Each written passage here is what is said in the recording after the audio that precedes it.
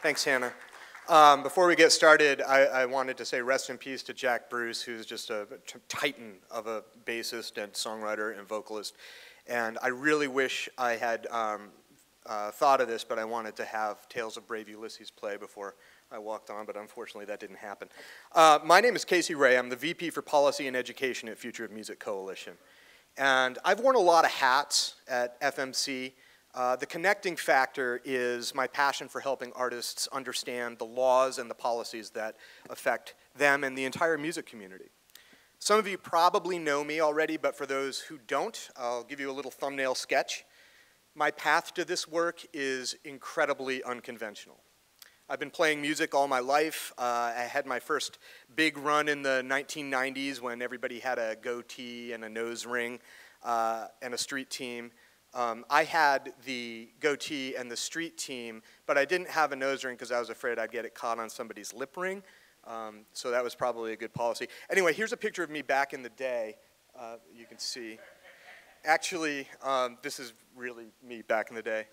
If you see the goatee, if you look closely at that thing, you can probably see some ramen noodles in there, is what I'm guessing. Anyway, I'm pretty much as far from a DC insider as you can get. I didn't go to a fancy law school, or any law school, for that matter. I straight up suck at cocktail parties. Anybody who was at the pho dinner last night can testify to that. But I do, again, have a passion for making the world a better place for artists and figuring out new ways to harness the tremendous energy in the creative community to new possibilities. And as someone who grew up with no money, trying to make a living in music, I know that just surviving can be very, very intense. And the policy stuff is really hard to wrap your mind around as well. I've had to figure out a lot of it myself, but I was super lucky to have tons of great folks in our community who helped me along the way, like our board and all the music managers and lawyers and indie label folks and publishers and policy wonks and especially working musicians. So my point is, if a lunkhead with a lame goatee like me can do it, you can do it too. And my mission in life is to help you.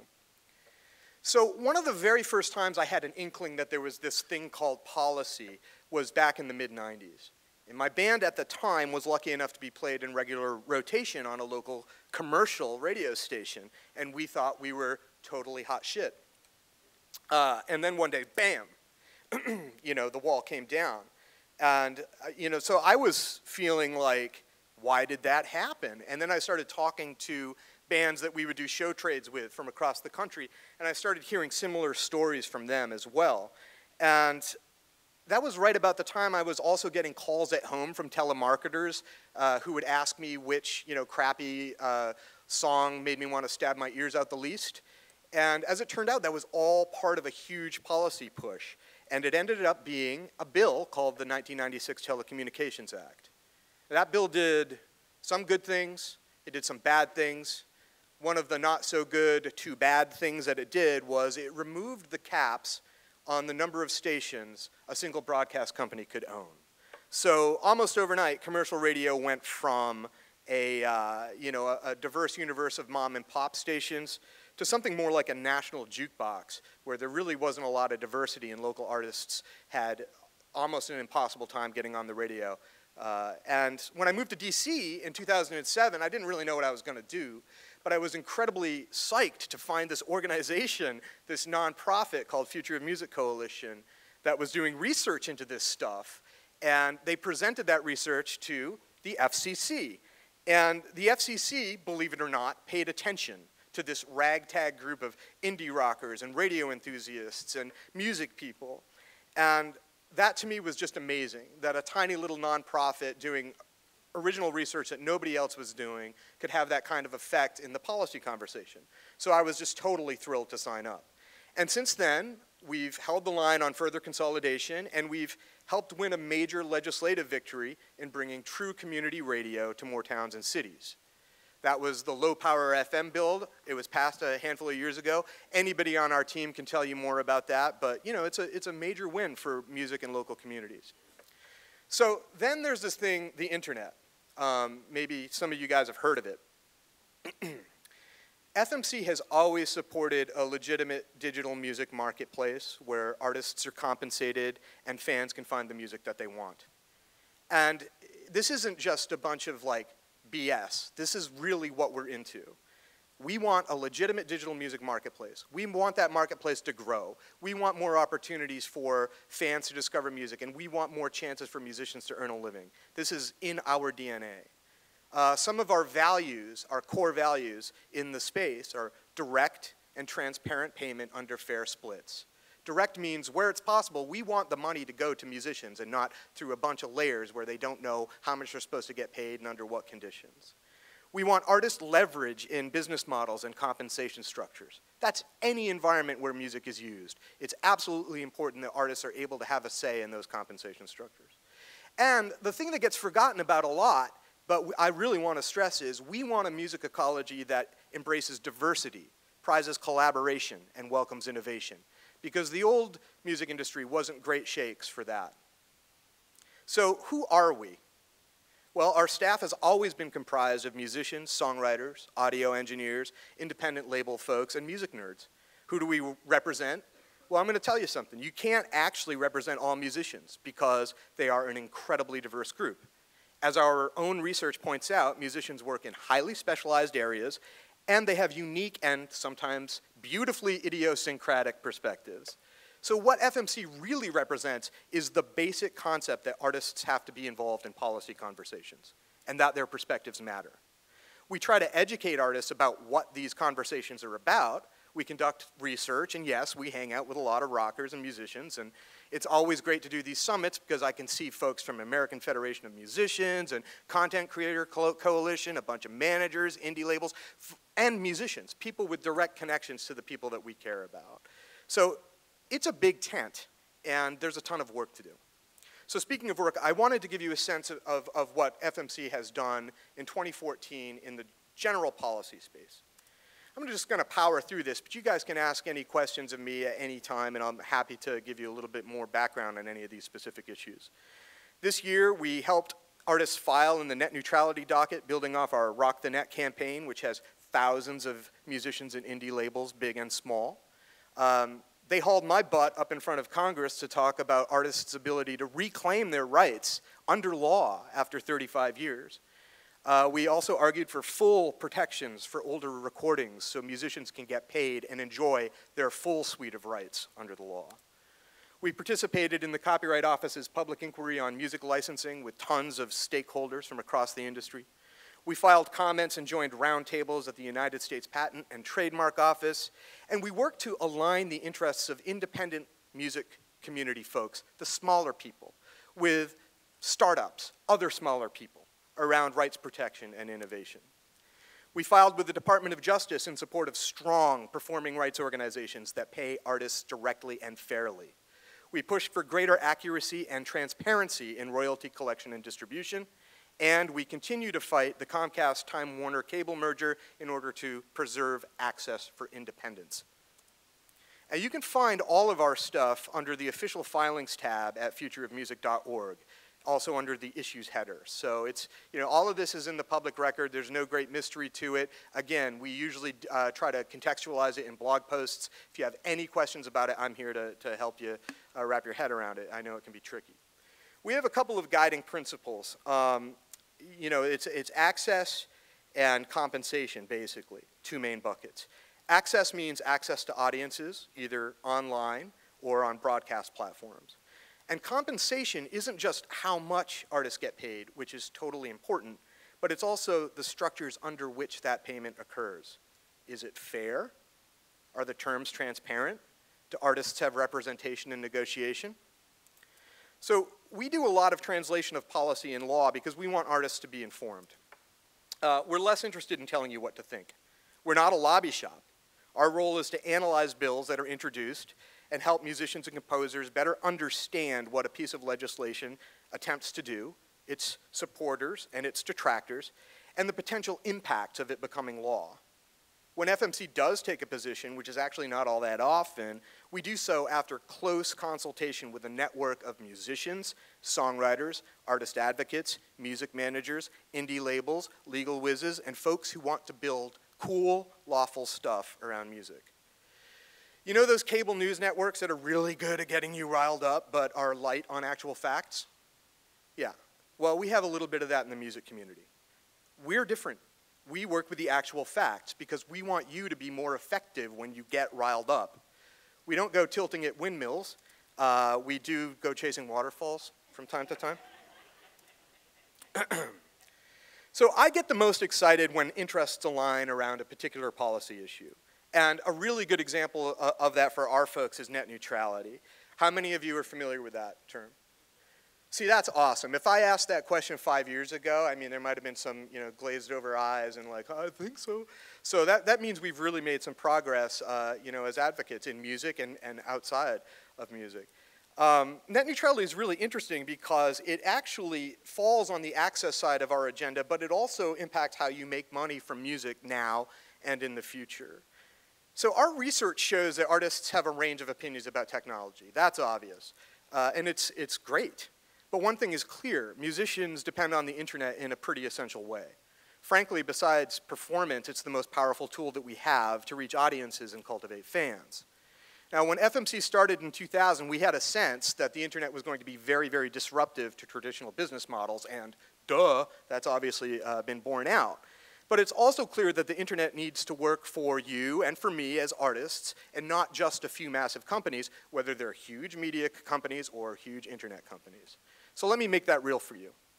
Right now, we're in a big battle to keep the internet from becoming a pay-to-play system. And we know what that looks like on radio, and frankly, it sucks. So one of the coolest things I've been able to do in participating in this work is getting all of our friends in the music community, helping to rally them to make the case to the government that our creativity and our entrepreneurialism is important and needs to be respected. And I've been so privileged to work with incredible bands, incredible indie labels, creator unions, and arts organizations representing folks outside of the music discipline in all 50 states to urge the FCC to adopt real net neutrality rules. And it remains to be seen whether they're going to listen to the millions of Americans who are already on record telling them that. If they don't, they're going to hear from us, right? And you guys too, right? Yeah, all right. Okay, so the fun is over. It is time to talk copyright, which is also known as the main reason why I stress eat. Look, I understand that a lot of musicians, most musicians even, are concerned with how to protect their rights online. And we get it. Piracy is not cool. As a matter of fact, back when our organization started 14 years ago, we said, and I think this is only a slight paraphrase, but it might be a direct quote, if copyright goes away, it will be the smaller artists and rights holders that are hurt the most. That's true. That was true then, and it's true now. So we're very much pro-artist rights. But we are also wary when huge multinational corporations claim to speak for artists. Certainly there are times when those interests align, but not always. When they do, fist bump. When they don't, we're going to throw some shade. So how can we be pro-artist rights and pro-innovation? Well, smaller artists and labels are precisely the folks who are most likely to be in a position to use a new platform or tool to their advantage. And folks my age remember what it was like to compete with the major labels for distribution, for shelf space, for access to radio. Trust me, I am still pretty excited about what I can accomplish without leaving my studio computer. I mean, it blows my mind. And for younger generations, this is the world that you know. So the question that us policy wonks should be asking ourselves is, how can we make it better for you and for creators in general? And sometimes that makes us, FMC, unpopular with the captains of industry. Your pal Casey gets yelled at a lot. By everybody, basically. Except that guy. He just scratches shit that he's not supposed to. What it comes down to is setting parameters so that the legitimate digital music marketplace can grow and that artists can get paid. And Future of Music Coalition takes a principled stance for access, fair compensation, and leverage on whatever platform we're talking about. And we know that there's a lot of players involved. That's the reason why we have these summits, to help get the players talking about solutions. And those solutions should be future-focused, artist-centric, pragmatic, but also flexible. Right now, Congress and the federal agencies are starting to take a closer look at existing copyright law. I don't know that they have a perfect plan. I do know that the corporations have all kinds of plans. So I'm going to say something right now that will probably get me yelled at. A land grab is not a plan. Ultimately, the policy question here is how to protect copyright and intellectual property online without hindering the innovations that grow the marketplace. That's easy, huh? Well, keep in mind that the majority of the laws that we have right now were devised without the internet in mind.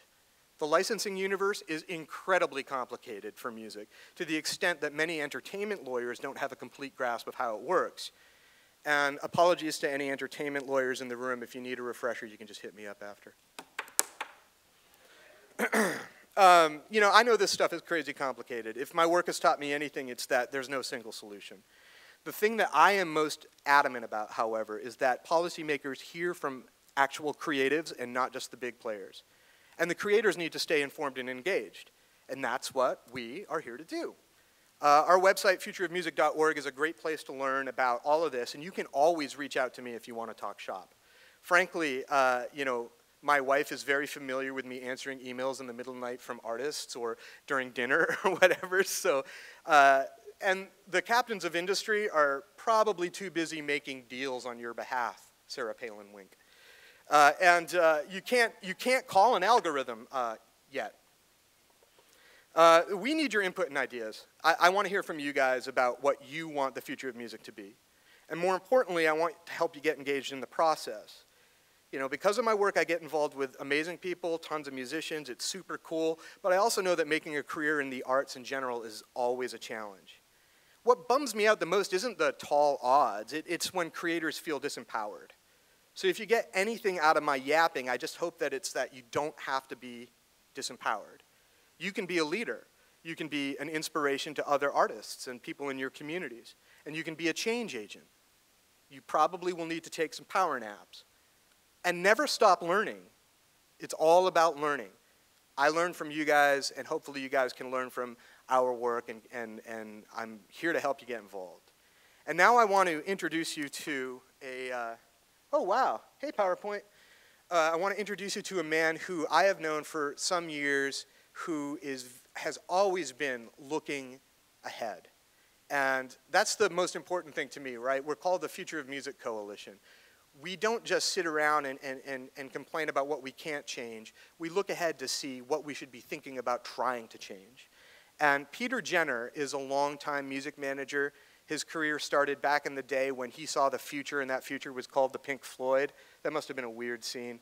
And, you know, over the decades, I've always been able to count on him for advice and inspiration and, you know, even a little, like, rattling of my cage, which is always appreciated. Peter is going to come up here now, and he's going to tell you a little bit about what he thinks we should be looking at and in the future and how we might get there. And Peter is also going to be honored tonight at the FMC Honors Awards Gala, dinner, concert, fun times. And if you have tickets for that, awesome. If you don't, unfortunately, it's sold out, but it's going to be a super party. Peter, come on up here and talk to our people. Thanks, guys.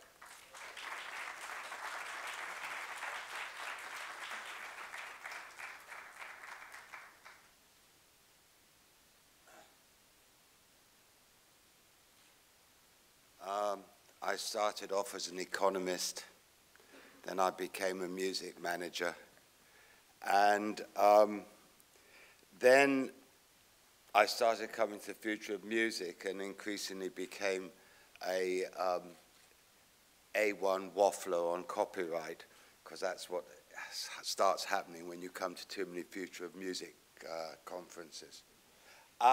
Let me just say that I think the most important thing that I have at the moment in my brain is a notion which came to me from a Future of Music Coalition conference a few years ago.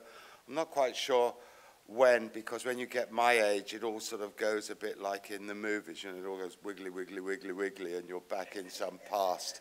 You're not quite sure when.